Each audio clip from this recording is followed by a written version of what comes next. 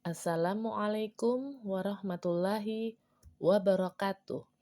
Perkenalkan, saya Faif Sri Handayani, calon guru penggerak angkatan 6 dari Kabupaten Karawang. Pada kesempatan kali ini, saya akan melaksanakan diseminasi tentang budaya positif. Video sedikit aja nih.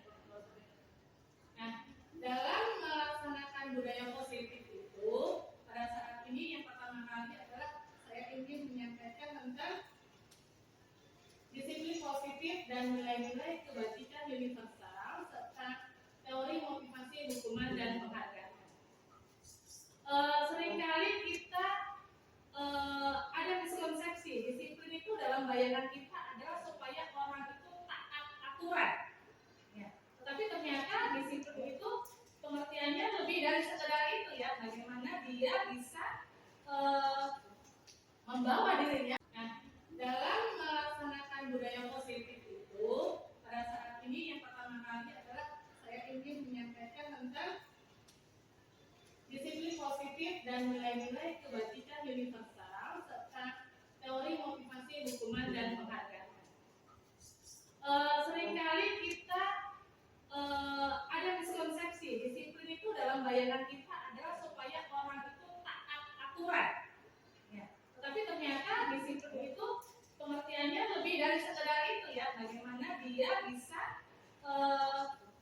membawa identitas itu adalah kita bagaimana ke anak itu supaya menyadarkan anak tahu itu salah tapi tidak membekas menjadi penyesalan seumur hidup ya.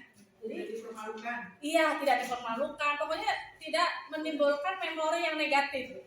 Jadi kalau yang hukuman biasanya itu nanti identitasnya gagal karena kan kadang dia jemur di tengah lapangan, malu kan. Tapi ketika kita menerapkan konsekuensi, dia tahu bahwa ketika saya salah harus melakukan perbaikan. Ketika ada restitusi, namanya restitusi, ketika ada korbannya, maka korbannya ini akan mendapatkan solusi juga. Jadi tidak hanya yang salah, yang ini harus ini, tapi apa konsekuensinya terhadap temanmu, korbanmu ini? Kamu harus melakukan apa? Seperti itu. Jadi nilai-nilai kebajikan universal itu adalah nilai-nilai yang merupakan tujuan mulia yang ingin dicapai oleh setiap individu. Ya.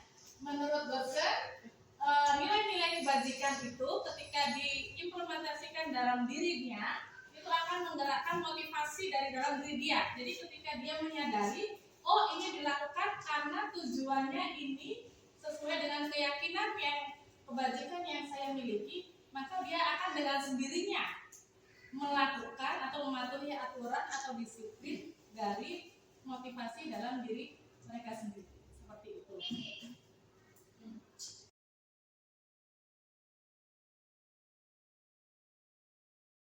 Ini mungkin ada pertanyaan atau bisa kita lakukan refleksi terhadap pembelajaran kita kali ini. Mangga Bu Raisa mungkin bisa sedikit menyampaikan. Ibu, aku mau bertanya. Oh, enggak, Yanti. Ini ya. Tadi kan hukuman ini bentuknya ada dua, ada yang konsekuensi, ada hukuman. Konsekuensi itu kan korelasinya harus menyambung dengan kesalahan yang dia lakukan, sehingga kedepannya ada perbaikan ke arah yang lebih baik. Dan dia tidak meninggalkan kesan yang membuat dia itu merasa bersalah dan merasa tidak dipermalukan. Bagaimana dengan hukuman? Jadi kata ibu, kalau hukuman itu tindakan kesalahan dengan tindakan treatmentnya itu tidak nyambung. Sepertinya misalnya disuruh mengelilingi lapangan, atau misalnya kan dikalungkan di sini, saya membuat kesalahan apa? Pertanyaan saya, apakah itu tidak akan menimbulkan malu yang berkepanjangan, tidak menjadi efek samping terhadap anak dengan tindakan hukuman gitu aja? Iya, justru itu yang harus kita hindari. Makanya kita belajar sekarang supaya kita menghindari hukuman terhadap anak. Kalau anak bermasalah, kita kedepankan konsekuensi dan restitusi. Seperti itu. Terima kasih Bu Yanti. Iya.